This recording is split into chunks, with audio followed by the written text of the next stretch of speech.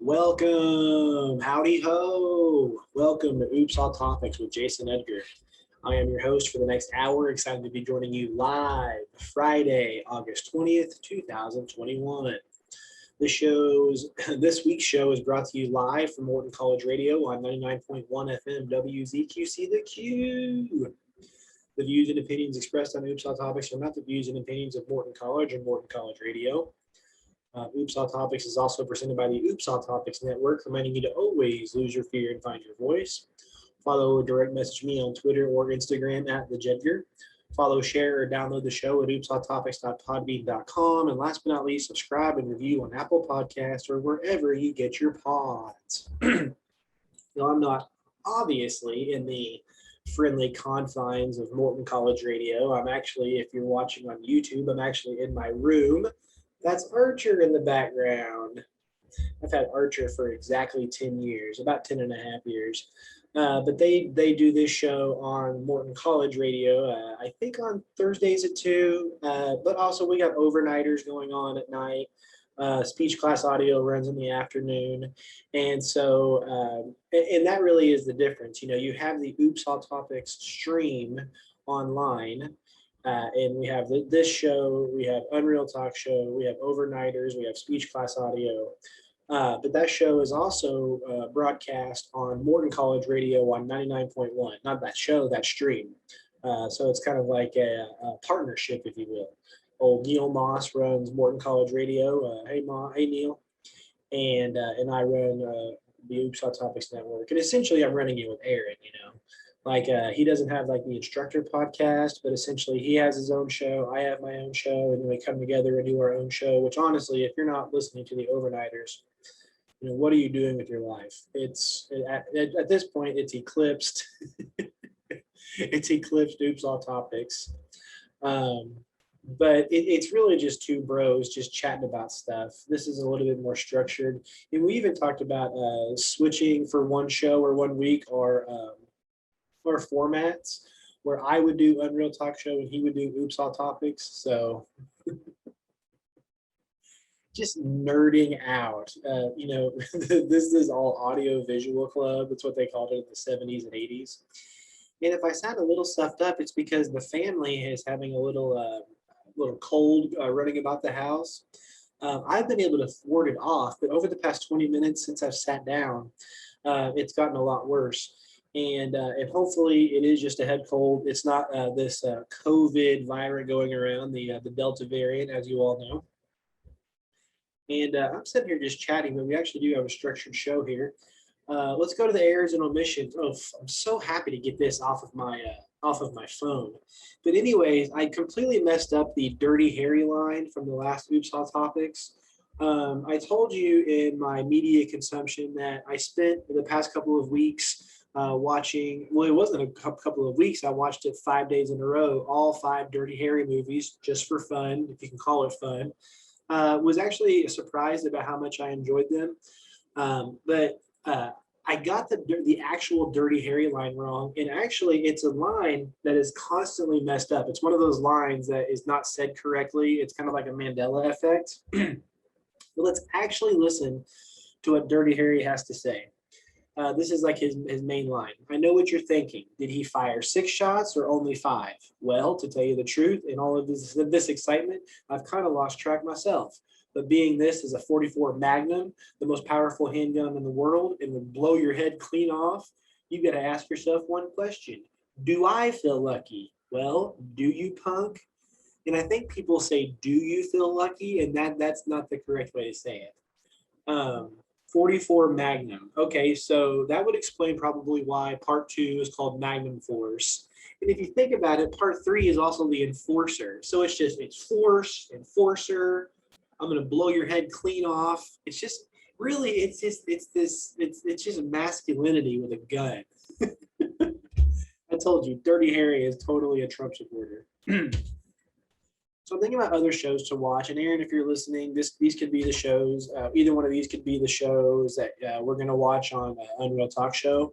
If we're going to watch one like just out of nowhere, like one person hasn't seen it, the other person has, we're going to do that with, I think, The Enforcer, Dirty Harry Part 3. That's going to be my pick. And then I don't know what Aaron's going to pick. He doesn't know what I have seen. Uh, and like I said, I'm watching like these. There is going on in society right now, kind of like more nostalgia as we continue to kind of be locked down with the coronavirus and not doing as much stuff as we normally do. Some people are reaching back and kind of doing a little dab of nostalgia. I mean, you have He-Man, that's what's trending on Netflix right now. But for me, I'm either rewatching or watching old 70s and 80s movies. I watched every single Friday the 13th movie that was made and ranked them. Have a no pun intended machete order. Watched all the Dirty Harrys. And so now the next one I'm going to watch, and Nathan Gandy would love this too, is I'm going to start watching Alien. I've never seen the movie Alien before. So whenever people say that Sigourney Weaver is a badass, I'm just like, yeah, she's great in Ghostbusters. And I'm going to watch all the Aliens. Alien Part 1, Alien Part 2, if Alien messes with Predator, if Alien messes with Superman, like whatever Alien does, I'm going to do it. I'll probably look up online, like, you know, the actual order of, not like machete order Alien. I'll watch it in the order that they all came out. Or just a one-off show is I want to watch Citizen Kane.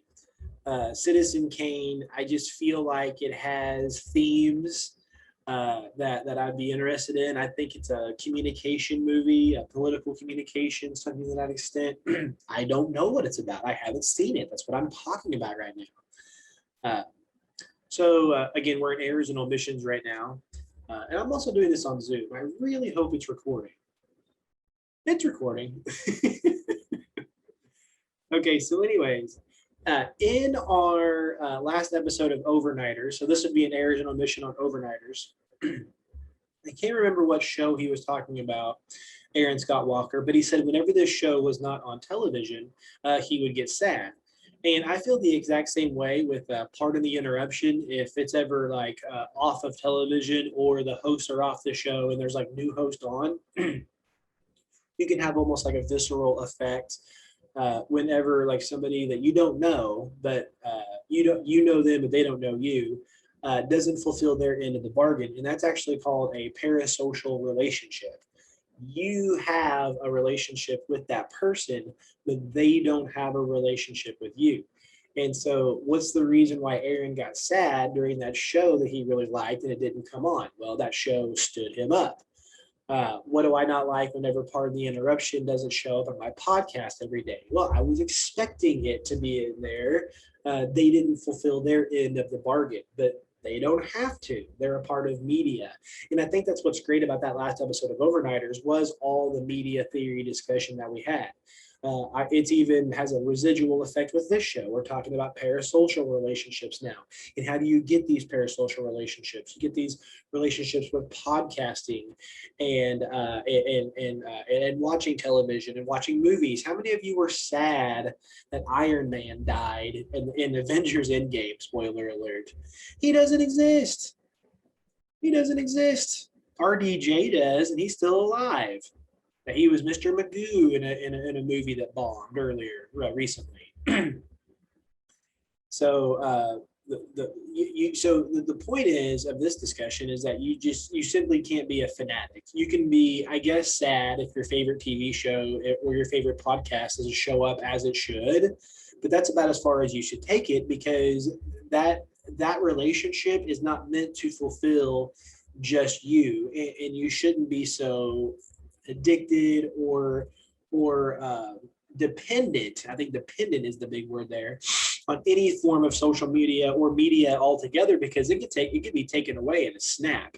Like imagine it, like think about how sad Donald Trump was whenever he had his Twitter taken away. That also feeds my theory with parasocial relationships. If you literally have as many followers as Donald Trump does on Twitter, 86 million followers, and then the owner of Jack Dorsey is just like, nope, can't have that anymore, takes away your 86 million followers, that's going to be a hit to your psyche because of the parasocial relationship that you've created with your Twitter followers Or that's kind of like the reverse. That's if that's if the PTI show was actually, I like that in my ear there. If the PTI show was so addicted to the million or so viewers they had, if I was addicted to the Oops All Topics listeners, I certainly am. I hate the weeks that I don't put out a podcast because I feel like my audience is expecting it. So once again, that's the other end of the parasocial relationship. Maybe there is someone out there that feels like they have a relationship with me because they listen to the show every week, or they listen to overnighters. You can do that too. Like, think about, like, if you watch a number of movies with Arnold Schwarzenegger as the main character. You like Terminator, you like Kindergarten Cop, you like Jingle All the Way. Well, it comes a point where you have a parasocial relationship with Arnold. I think I've said enough. And I was trying to point out, like, why podcasting is so great, and just listening to podcasts and listening to books in general for parenting. And then, like, the next day, someone summed it up on another podcast. And what it is that podcasting is a hobby that you can do while doing something else. And I keep saying podcasting. I'm not saying like the literal creation of a podcast. I'm just saying, if your favorite way to consume media is podcasting, you can do that and literally play basketball. I've done it before whenever I go to open gym. As long as you have like a Bluetooth and you're within range of your phone, you could like certainly listen to the Joe Rogan Experience podcast while you're playing basketball. I do it all the time when I'm parenting. I can like listen to Game of Thrones on my phone while helping Frankie climb up a tree. I certainly listen to it whenever I'm doing those dad chores. Remember the dad advice: the laundry, the dishes, the cat or dog feces, taking the trash out, do all those things while listening to podcasting. And it makes it better. I'm not saying that changing the cat's litter box is fun by no means, but not doing it, or I'm sorry, just doing it and then doing it while listening to like somebody bash Trump on a podcast makes it way better. I just got a text. I wonder if she's going to tell me that I'm too loud. Nope. And actually, that was about my book. I have a book transcriber, my sister-in-law, Ryan, and we're getting really suspiciously close to the end of this project. And that actually leads me to my next podcast. This is kind of like an omission for the next show. The next time I'm by myself behind the microphone, not with Aaron, I'm going to be doing a speech class audio on topic creation and outlining. I'm going to try to put together a really good podcast. It's going to be more educational, pass it on to my students. That's going to be like the first podcast of the semester. I usually do one at the beginning and the end of the semester, kind of like my swan songs to them at the beginning and end. And if I do a topic creation and outlining podcast, and then I transcribe that, I'm really going to be wrapping up all the chapters of my book, and then I'm going to have to go into like a second draft. There's going to be a number of drafts. We're kind of like doing a shoestring book creation here. We're even talking about creating our own publishing company. Like, I don't know what we have to do to get this thing published, but we're going to do it. And one of the reasons why I'm so dedicated to this process is because remember that Jahala that I played her music the other day, and I was like on the show, and I was like, you know what? She is on Apple Music, and it's not enough for me to be on Apple Podcasts. I need to be like an author. Actually, there was another female that kind of like pushed me to be an author on Google, and I'm telling you, we're a couple of months away from that. So I'm looking forward to that podcast. You can do two things at the same time. You can listen to podcasts and do something else. And one last thing, just to mention, kind of a little bit about me, the social utility of the show is faculty in service was yesterday. So that just means we're really close to starting the semester, the 16-week semester. It feels like everything kind of revolves around education. Congress will be back in session. All of your favorite TV shows will start back up again. We'll get a new season of SVU, as you all know. we don't get so much of that like seasonal stuff anymore since like Netflix came up and just said, okay, just randomly, November 2nd, House of Cards is going to have all the shows up. You don't really get that sense anymore that like everything begins in September and ends in May, kind of has a break in the middle of winter. You kind of get that with the sports, like those haven't changed very much, but also sports aren't really good with streaming, right? Because they are still kind of like the one thing that is making some people not cut the cord. You could still cut the cord and watch live sports. You just got to get the Fubo app, but the Fubo app is crazy expensive. But I digress. Uh, Faculty in service is what the faculty have to go to at the beginning of the semester. It's pre-semester, so if the semester starts on Monday, then we have faculty in service on Thursday. It's been like that at every place that I've ever taught at. A massive gathering of all the faculty, and I think it's pretty much like a big old huddle at the beginning of a semester, just so the dean can say, okay, everyone's here, okay, go do your thing. Because honestly, you could not see your boss the rest of the semester. So I think my current boss right now, like my top boss, besides the president of Morton, is my boss, Keith, who is the provost. I may walk by him 4 times over the course of the year, and that's it. And that's not like a bash of Mr. Keith. It's just it's the autonomy that faculty receive by being tenured. There's just so much more an administrator has to worry about that they shouldn't have to be corralling faculty members. They tell the faculty members, hey, do your thing. And then you have your department chairs who are kind of overseeing them. You have your deans overseeing the chairs, and then the provost overseeing the deans. So it is kind of like a trickle down kind of organizational communication type thing. But they don't trust us so much to be like, we can't trust you all to get here on the Monday the school starts, so let's have faculty in service. And what I noticed, and I got to kind of admit something here, is that if me and Jess are going to do what we want to do throughout the course of the day and everyone be happy, I've got to have a nap in the middle of the day. I take the 11 o'clock to 12 o'clock Finley feed, because since he's still on like a timed feeding and bottle and stuff like that, I cannot do that and like also wake up early in the morning and start taking care of Frankie. And so the trade-off is that I get a nice big long nap in the middle of the day. Well, what happens when I have to work in the middle of the day? Sucks. I don't get a nap, which literally makes the world go round. But I didn't need one yesterday. And the reason I'm telling you that is because simply being around people. This was like a face-to-face thing. Wow, can you believe such a concept in 2021?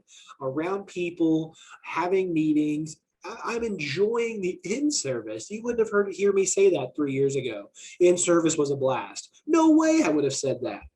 But I have down here written malaise. When I'm at home, tell me if I'm wrong. Send me a message on Instagram or Twitter. But when you're at home and you're working from home and you're taking care of your kids from home and you're partying at home, I'm sure you're maybe sometimes drinking or smoking a little ganja at home. It can get tiring and it can get kind of slow and it can get boring. And that's the malaise that I feel whenever I'm not at that job, kind of like pushing.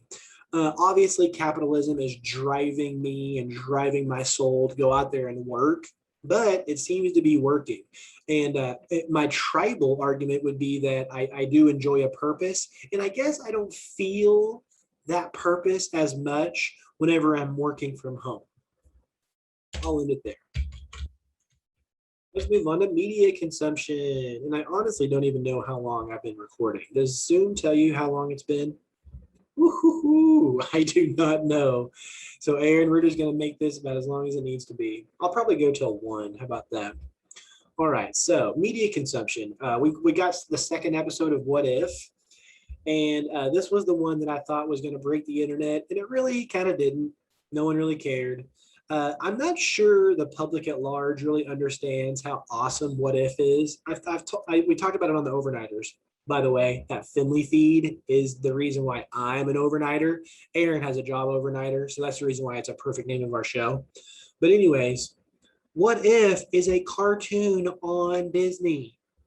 You all don't think that Disney's going to put in some lackluster cartoon on Disney. So you literally have the storytellers of the Marvel Cinematic Universe and the animators of Disney coming together and giving us a really good show. What blew me away last night, spoiler alert if you haven't seen it, in 3, 2, 1, they brought back Thanos. Thanos walks on the screen, and I'm like, oh my God, someone tackle him. He's trying to get the Infinity Stones. And even in this multiverse, he's still kind of like searching for Infinity Stones. And it's kind of like a witticism that he has at parties. He's like, hey, if I get these Infinity Stones, I'm going to be able to do some damage. And people just like laugh it off. A little critique about this particular episode is they didn't really show you how it started. The what if Captain America was a woman showed you how she became the super soldier. In this it's just like, oh, by the way, T'Challa, which is the Black Panther, he's not Black Panther anymore. He's going to be a quote Star Lord. That's another discussion. But he's like in charge of the Ravagers, and they just go on a mission. But the whole point of Peter Quill becoming Star-Lord is that he's abducted at the hospital, if you remember, by Yondu. That's an extremely important moment in the Guardians of the Galaxy headcanon. So I feel like they should have done that.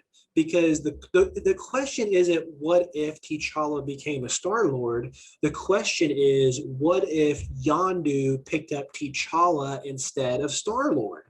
Now, they do reiterate this in the final scene, because since Yondu didn't pick up Peter Quill, he ends up growing up and being a womanizer because his dad Ego comes back and said, hey kid, we have to talk.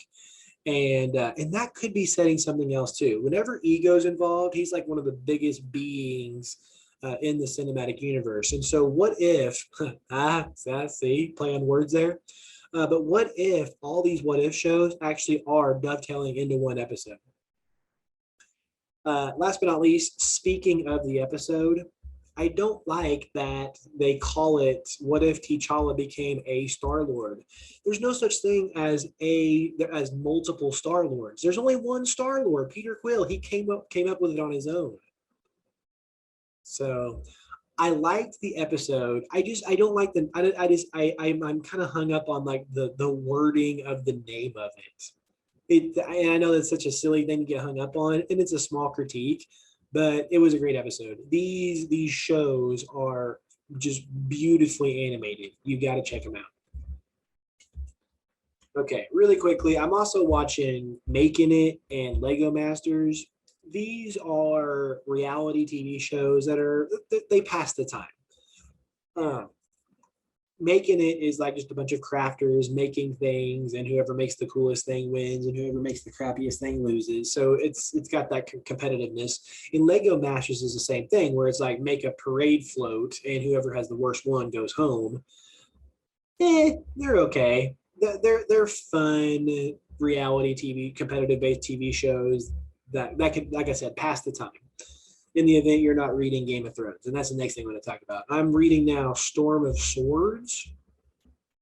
And the only thing that's in here that I wanted to talk about is sometimes there's little details that are absent from the show. And the thing I wanted to point out here is that the reason that Jaime Lannister is in the King's Guard is because he wanted to be close to Cersei. How cute is that? I say that because I'm laughing because that's his sister, but as you know, him and her are madly in love with each other, and so they can't marry each other in Game of Thrones. They're not Targaryens. Targaryens could love each other, could marry their brother and sister and stuff, but it's frowned upon in the Game of Thrones universe, especially in Westeros. And so Jaime's like, okay, we can't get married. We can't be completely out as a couple. But if I'm in Robert's King's Guard, and you're his wife, then I'll always be around you because I'm always going to be around Robert, your husband. And that's exactly why he's in the King's Guard, even though the king before him, he slayed. That's the reason why Jaime is the Kingslayer in the whole series. Now,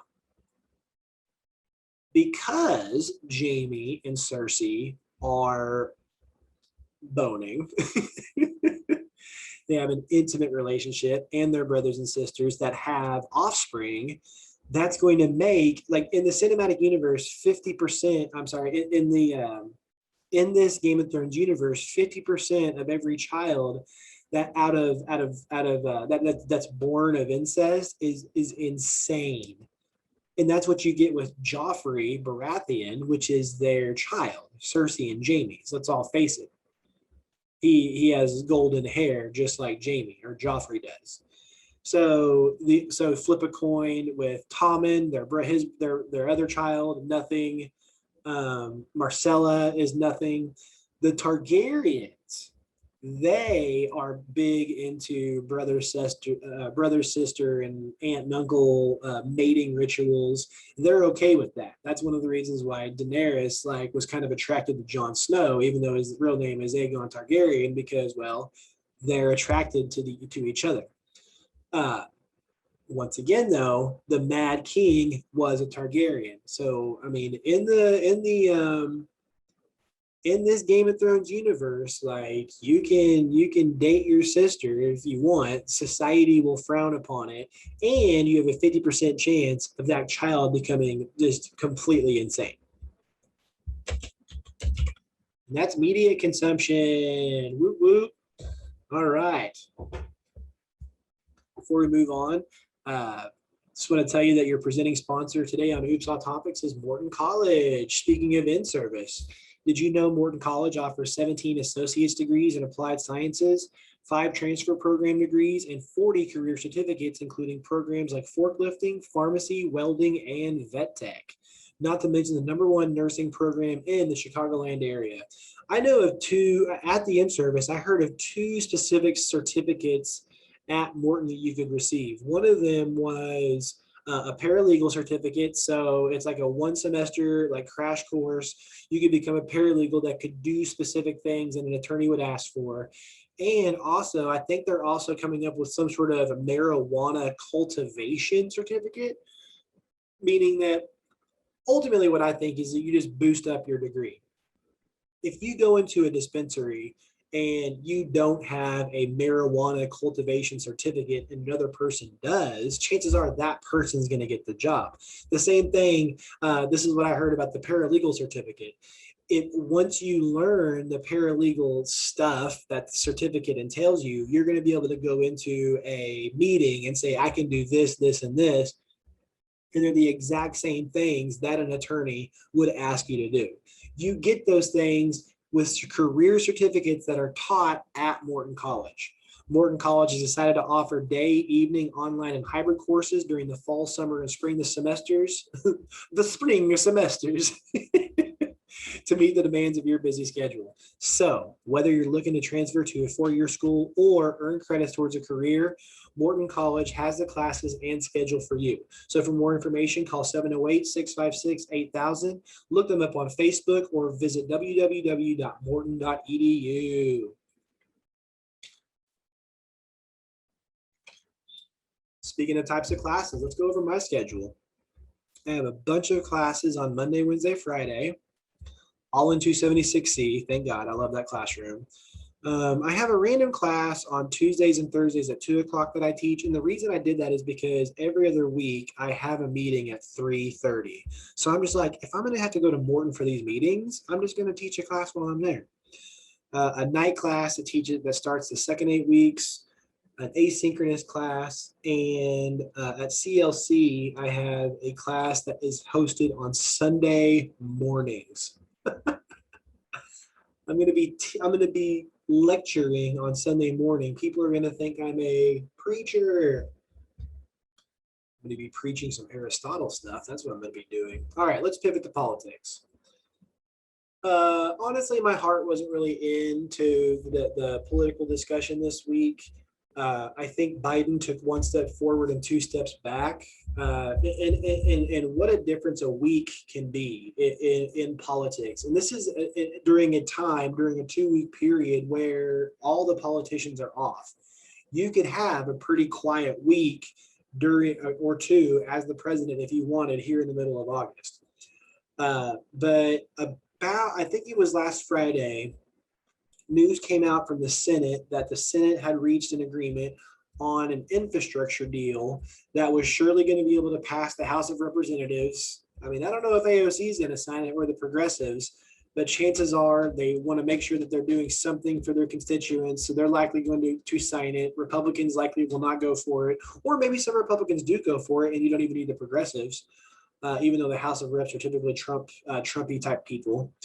What was I going to say?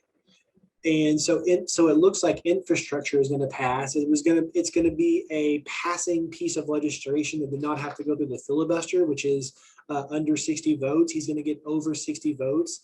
Wasn't even able to do that with COVID recovery.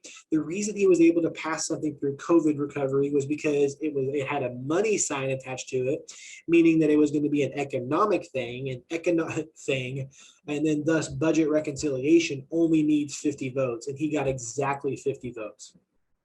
Now, I know infrastructure is connected to spending and things like that, but I don't think it has anything to do with the budget.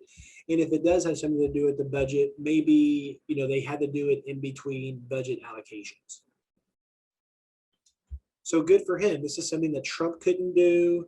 This is something that Obama did with the Affordable Care Act, and we're still talking about that today. It's still being sued in court. But at the same time, more and more people are jumping on the Affordable Care Act.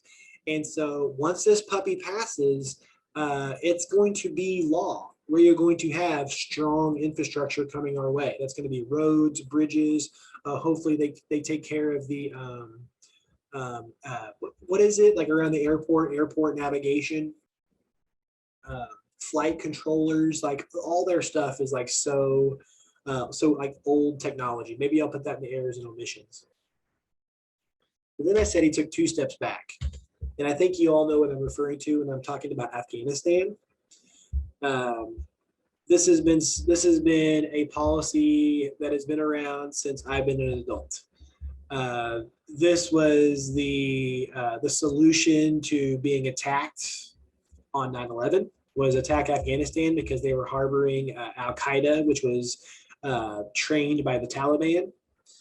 And we went in there, shock and awe, and we drove out the Taliban. But as I've said on this show before, Afghanistan is undefeated, and the Taliban is undefeated because they can just hide in those Tora Bora mountains. They can just hide in the mountains of Afghanistan, and you are never going to be able to find them.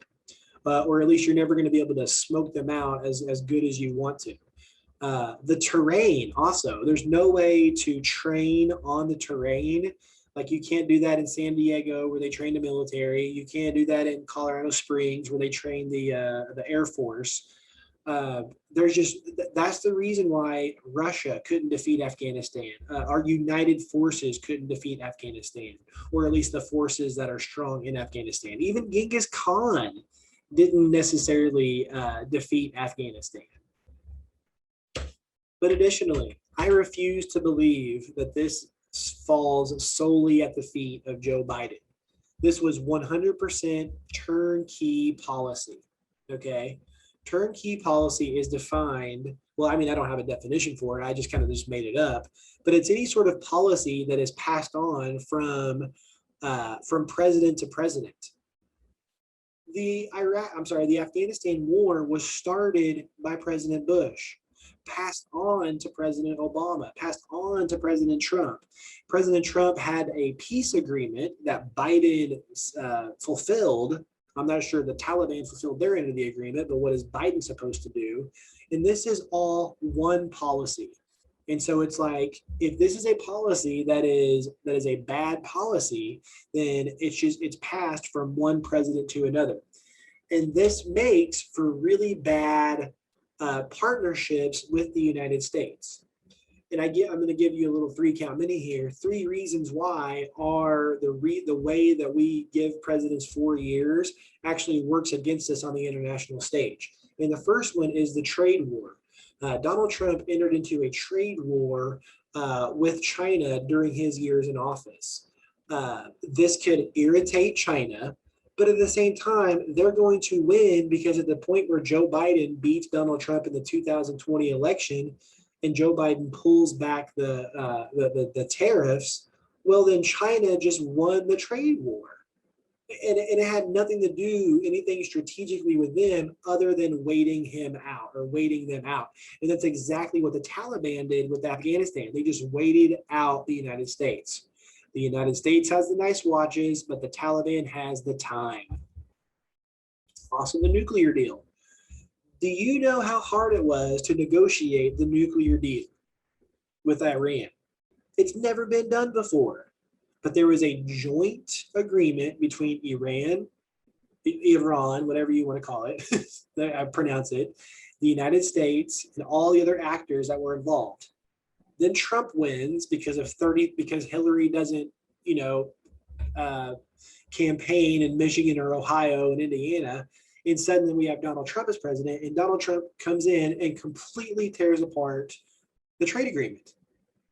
So how is the 4-year president beneficial whenever we have a liberal president who is squarely elected, signs a trade deal, and then 4 years later, or less than 4 years later, another president of the same country is elected, peacefully transferred, and then just completely rips up the nuclear deal or any sort of deal that's made?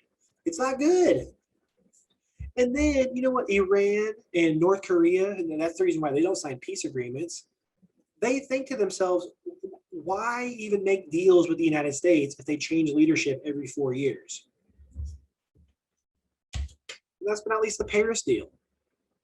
Like, everybody likes the Paris Agreement. Everyone was in the Paris Agreement, and then Donald Trump becomes president and he pulls out of the Paris Agreement. That's not fair. That's just not fair. When a president has that much power to speak for 340 million Americans. There's your 3-count mini on why a 4-year presidential term is bad. Let's at least give him like 2.5 years. Like just randomly, I'll come up with a policy. A president and vice president can run for a 3rd term on the condition that they will peacefully transfer power in the middle of the term. So Joe Biden wins the 2nd one. Joe Biden's going to be a bad example because at the end of this example, he's going to be 97 years old. He wins his 2nd term. He runs again. He can be primaried. Certainly you can primary your president, especially in my 3rd term example here. If he wins a 3rd term, then he must transfer power to the vice president in the 3rd year. I think that's like a really good plan. You get a young president there. Obama could have done it. Okay, so Trump shenanigans. And honestly, I have one little line here, and it could be just so much. But Donald Trump had the Department of Justice in his back pocket when he was attempting to overthrow the federal government. We were pretty much a fax machine away from the Department of Justice saying there was widespread corruption of fraud in 5 states. There wasn't, but they were just going to say that.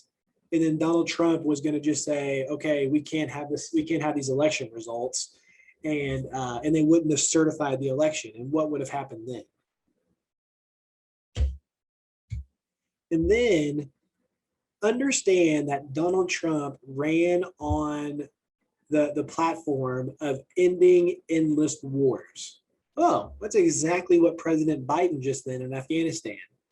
And suddenly, Trump shenanigan, they are erasing everything that mentioned endless wars rhetoric on their website, on their social media, and now they're claiming that Joe Biden is wrong for ending the war. That's a Donald Trump thing, ending a war in Afghanistan. In fact, Joe Biden was carrying through the peace agreement that Donald Trump has made. And if it looks like crap in Afghanistan right now, well, I can only assume it's a combination of Trump and Biden. So understand that if Rudy Giuliani is bashing Biden, if Mike Pompeo is bashing Biden, if Donald Trump or anybody in his family is bashing Biden, understand that they're just a biased source. Listen to like the generals that are out there, or listen to objective news sources, critical assessment of what's going on in Afghanistan, and not just people that cover it for 20 minutes at a time. Okay. So if you want the complete article of my weird science discussion on the Bennu asteroid, I talked about this on the overnighter, so I don't want to talk about it again. But the Bennu asteroid has a 1 in 1,750 chance of hitting Earth whenever it comes back around. I think in about 100, 130 years. And wow, that's really close. I guess you're going to have to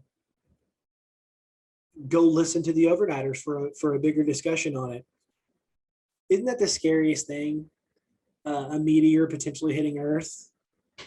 They've made a couple of movies about that.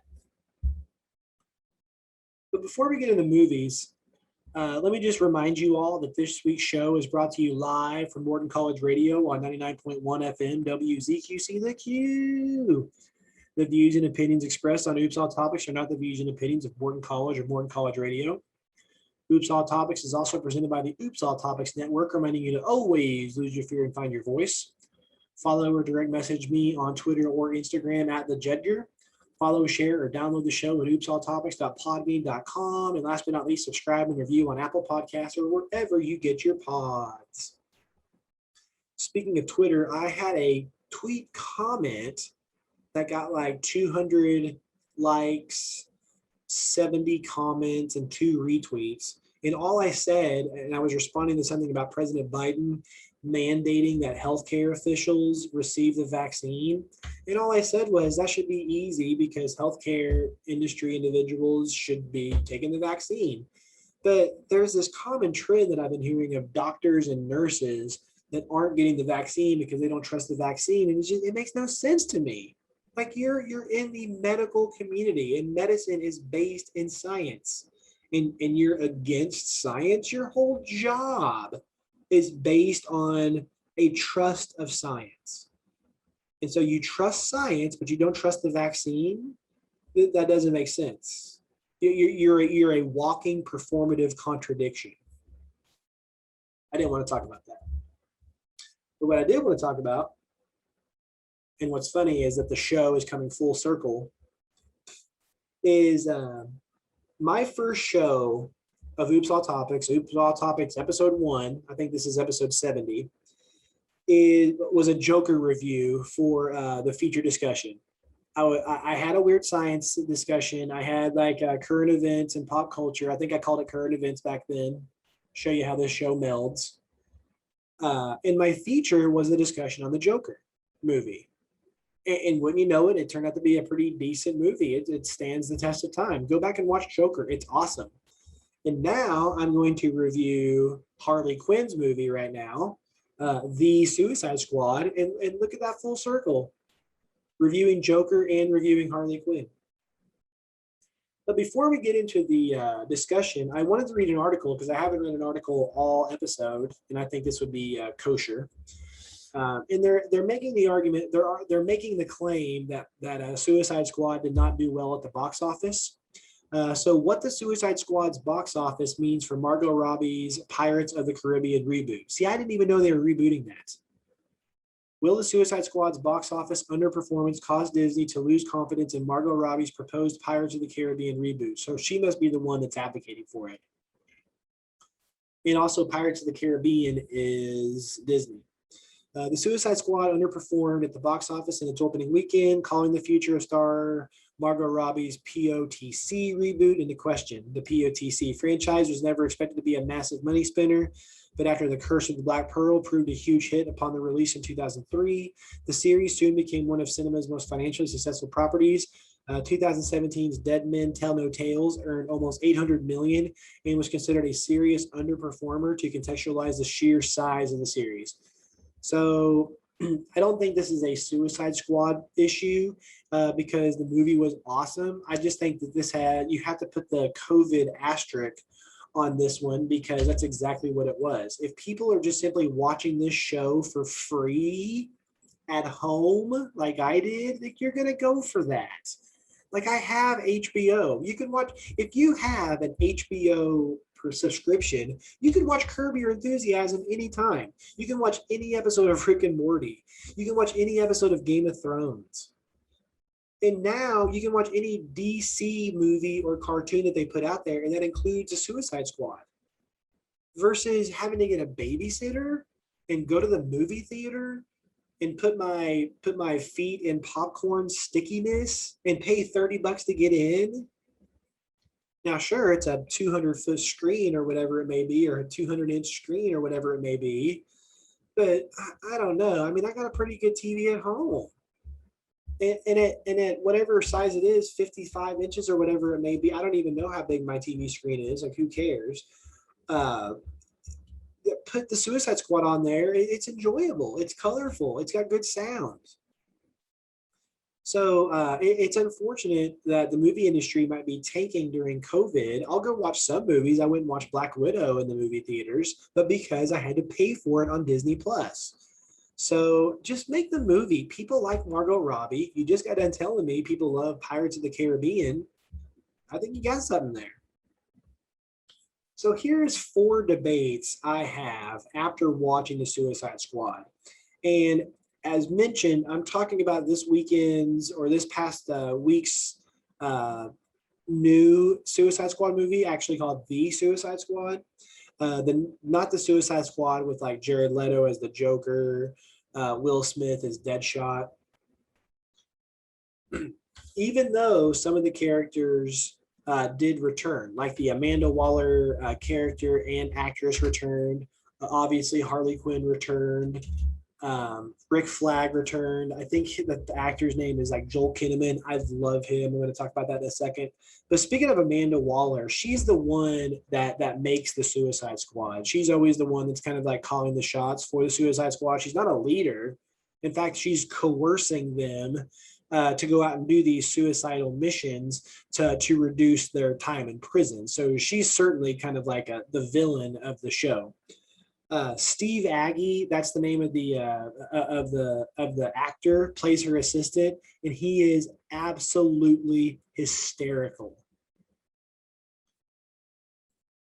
Also, Amanda Waller, she's always going to be involved anytime the Suicide Squad has like little chips that have been planted inside them. Every iteration of the Suicide Squad I've seen has had that.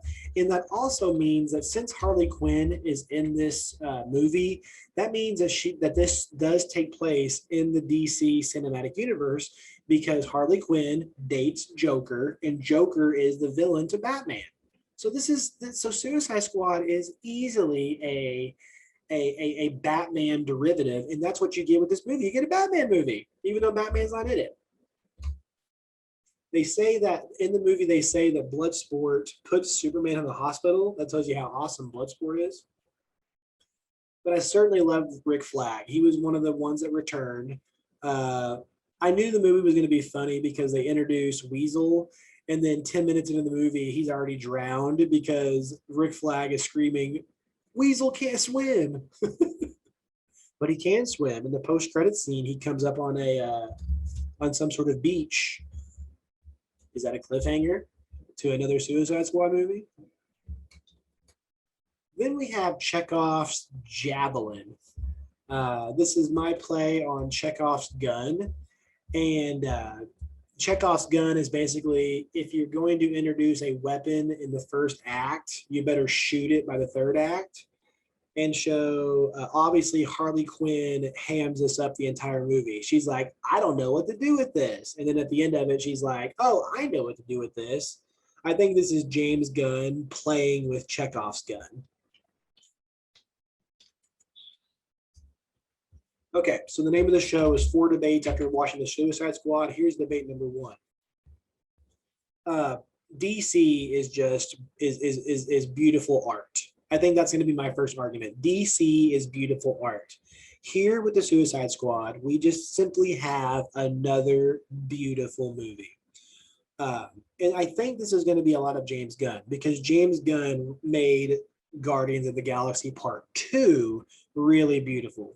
Go back and watch Yondu's funeral. Go back and watch the entire Guardians of the Galaxy movie. Go back and watch Ego's Planet, like in that movie. Everything's so beautiful. Anytime Yondu's whistling arrow is involved, it's always going to be really pretty stuff going on there. As that whistling arrow completely murders a number of people. But also, they're artsy in the way that they use the characters' superpowers to solve complex problems presented in the universe. Like, for example, one of the reasons why Superman is so hard to comprehend and so hard to kind of get your head around is because he's so powerful. Like there's a comic where he's like pulling planets. Now, if this guy is pulling planets, he's pretty much indestructible. It's not going to be fun to watch him. But Superman does have a weakness. It's kryptonite. And so, and I just brought that up earlier. How does someone like Bloodsport, who is just Idris Elba in badass costume, how does that guy like put Superman in the hospital? He does it with a kryptonite bullet. That kind of artful, I guess, plot device makes for a very interesting movie and a very artful, thoughtful, beautiful movie. The same thing goes with time travel. And who can time travel? Anybody that can go faster than the speed of light, and that person would be the Flash.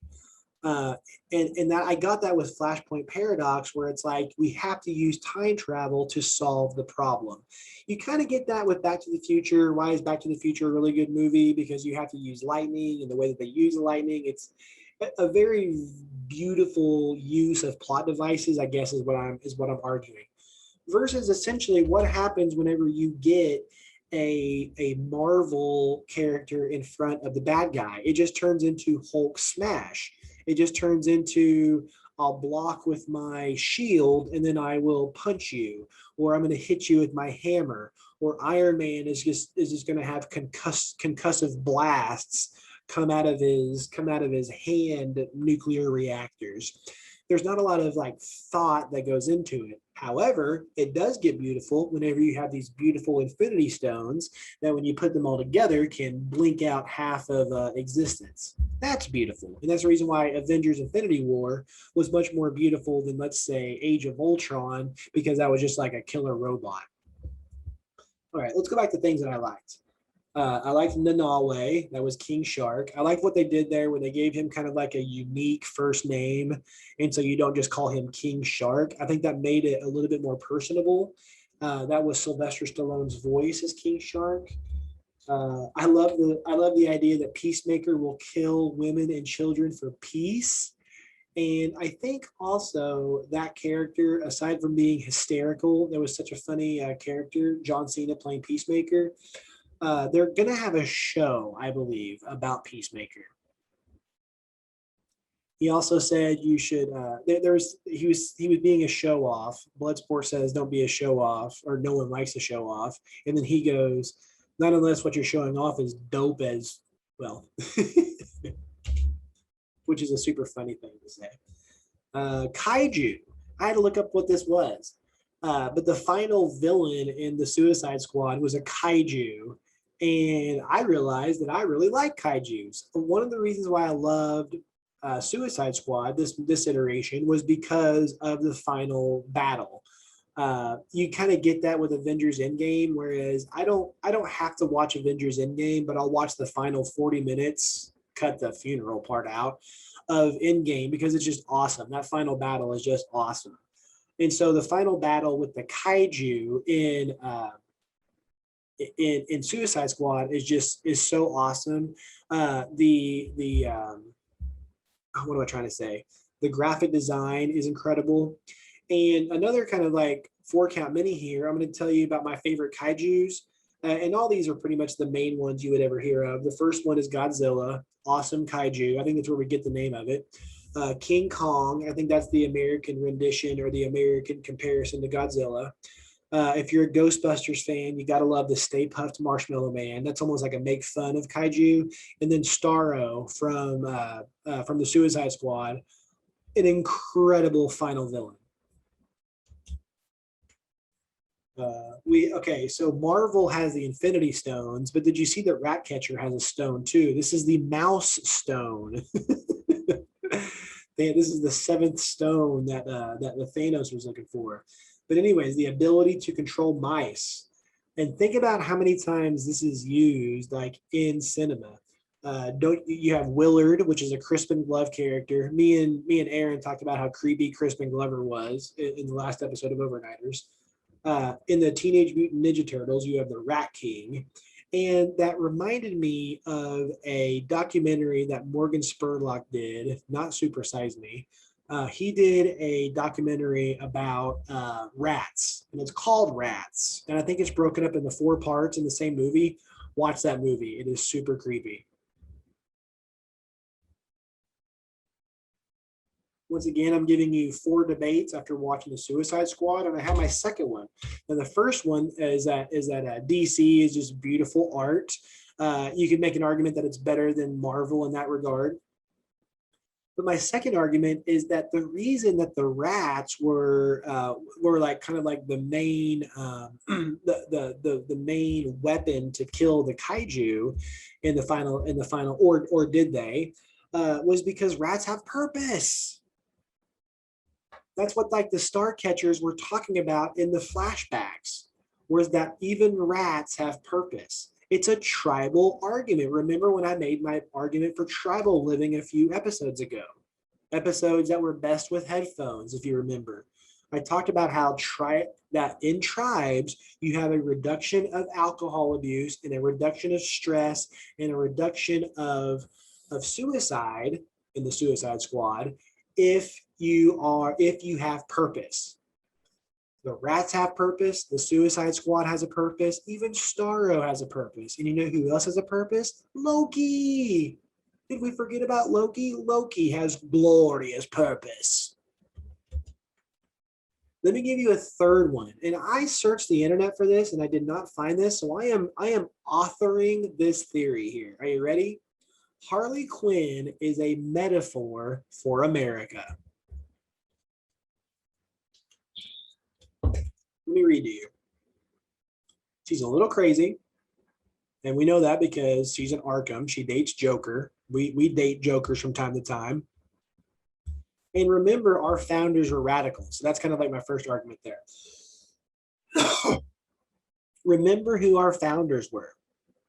Our founders were like, we hate taxes, we hate kings, we want to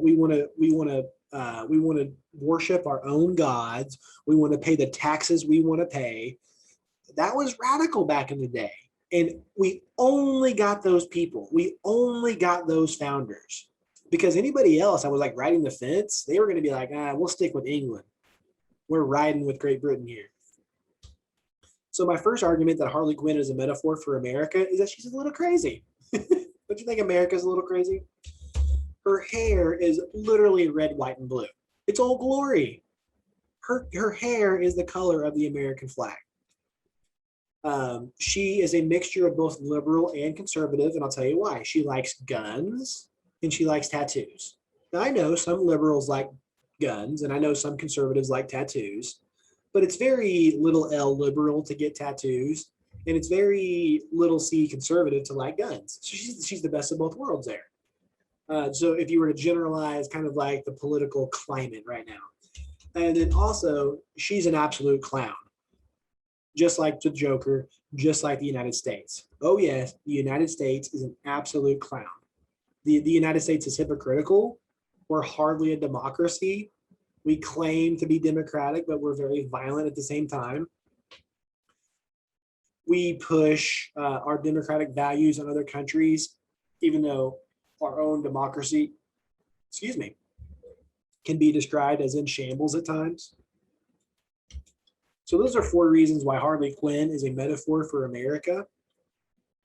And that's just one of my 4 debates after watching the Suicide Squad. And my final debate is that the Suicide Squad was better than Black Widow. this is what we had over the summer. If you take Loki away and you take away like Falcon, Winter Soldier, like the TV shows, I didn't really watch many TV shows with DC, but take the two movies, take Black Widow and take Suicide Squad, watch both of them and tell me which one was better. I think you're saying Suicide Squad. There were some really boring parts of Black Widow, and I know they're probably getting into the character, but I don't think I need that in a comic book movie as much as I got that with Black Widow. Like, I get it. She's from a family. I get it. They sit down and have, lunch together. I get it. She loves her sister. You don't get that. You don't get that a lot with Suicide Squad. If I'm looking back at it, I felt like whenever they were all riding on the bus, kind of doing some info dumps there, it was a little bit slower paced. But again, that was it. That is a DC versus Marvel argument. And how many of you have ever like thought over the past 10 years before, like totally after the Nolan movies, Marvel has been crushing DC.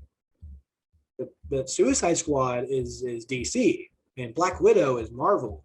And I don't think it's comparable on which one's better. I think I think Suicide Squad is way better than Black Widow.